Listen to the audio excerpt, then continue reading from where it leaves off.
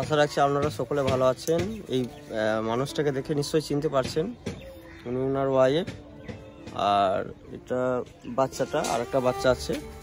তো গত ডিসেম্বর মাসে 2023 ডিসেম্বর মাসে এসেছিলাম আমরা, খবর পেয়ে সুকল্যাণের কাছ থেকে যে খুব অসহায় দরিদ্র পরিবার, তো পাশে ছিলাম। আর একটা কথা, সেই দিনকেই ওনার যে হ্যান্ডিক্যাপ বা মানবিক ভাতার সেই বিষয়টা আমাকে বলেছিল। আমি যথারীতি সরকারের যে অফিস সেই দপ্তরে যোগাযোগ করেছিলাম এবং সরকারি সুবিধাগুলো পেয়েছে উনি। তো একটা অসহায় পরিবার যখন এই সুযোগ সুবিধাগুলো পায়, তো তাদের মধ্যে যে কি আনন্দ, তার থেকে উনি যে আনন্দটা পেয়েছেন তার থেকে দ্বিগুণ আনন্দ আমি নিজে পেয়েছি। যে আমার দ্বারাই হয়তো ওই মানুষটার মুখে একটু হাসি ফুটেছে। হ্যাঁ, তো আপনি সেই ভাতাগুলো পাচ্ছেন তো? পাচ্ছি, দুটো ভাতা পাচ্ছেন তো ওনারা এখন।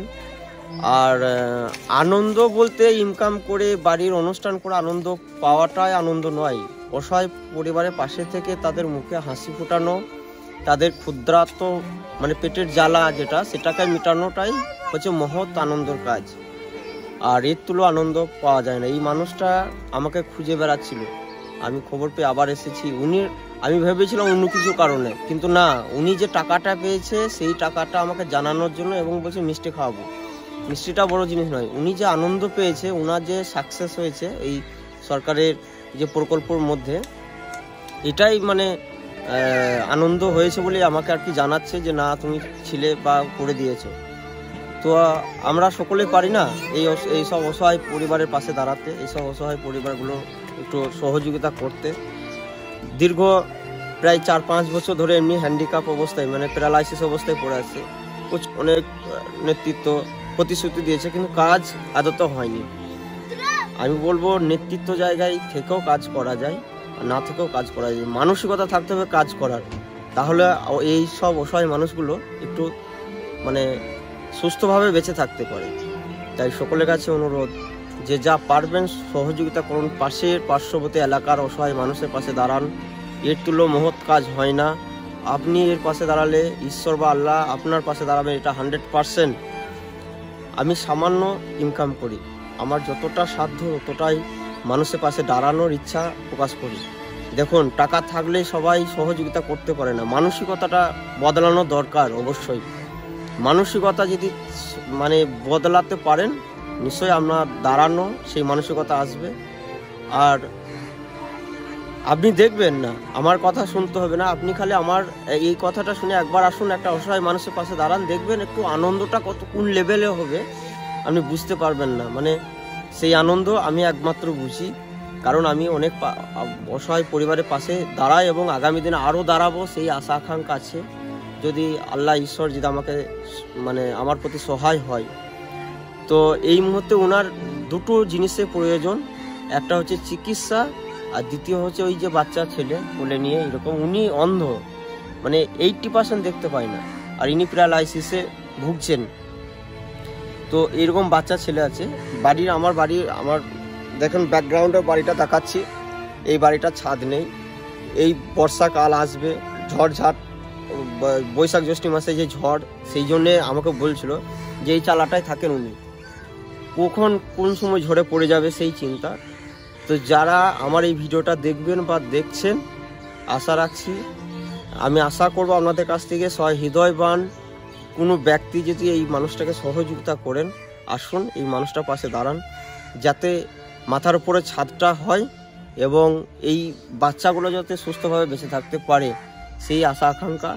আর কিছু মানুষের কাছে আবেদন করছি, ওনার যাতে চিকিৎসাটা ভালো করে হয় সেই সহযোগিতা করুন, কারণ একা দ্বারা তো সম্ভব নয় সব কিছু, সকলের সহযোগিতা থাকলে সব কিছু সাকসেস হওয়া যায়।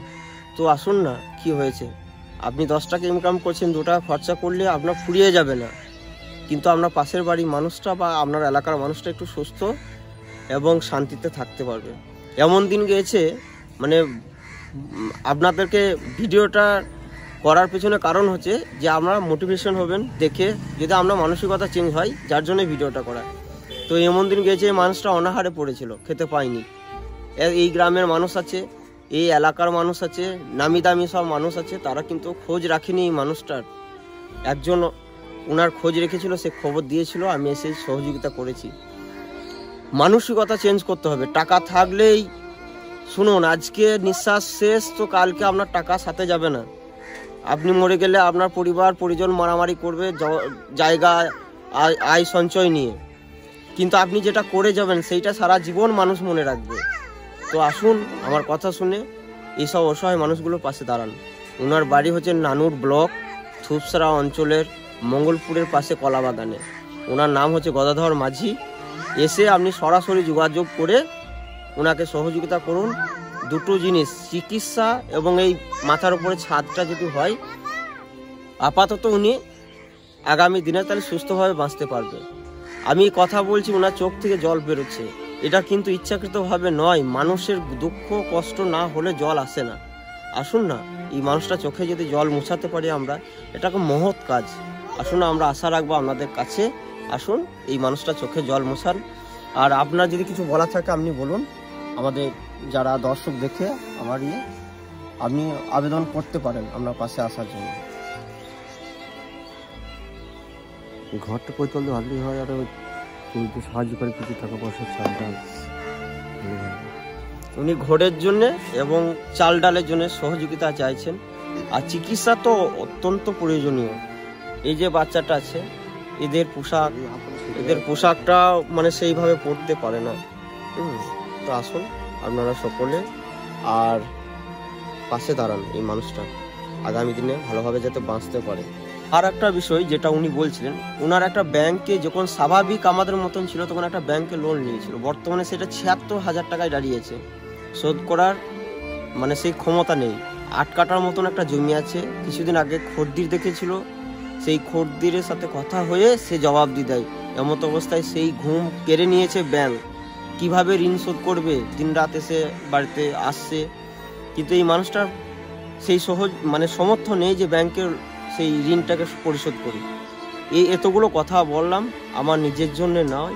এই মানুষটা আগামী দিনে এই বাচ্চাগুলোর মুখ থেকে আপনারা আসুন, দিয়ে একে সহযোগিতা করুন, যে যা পারবেন সহযোগিতা করুন। আপনার কিছু বলার থাকতে বলুন। খালি বাড়িতে হামলা করছে, করবো তাই করবো।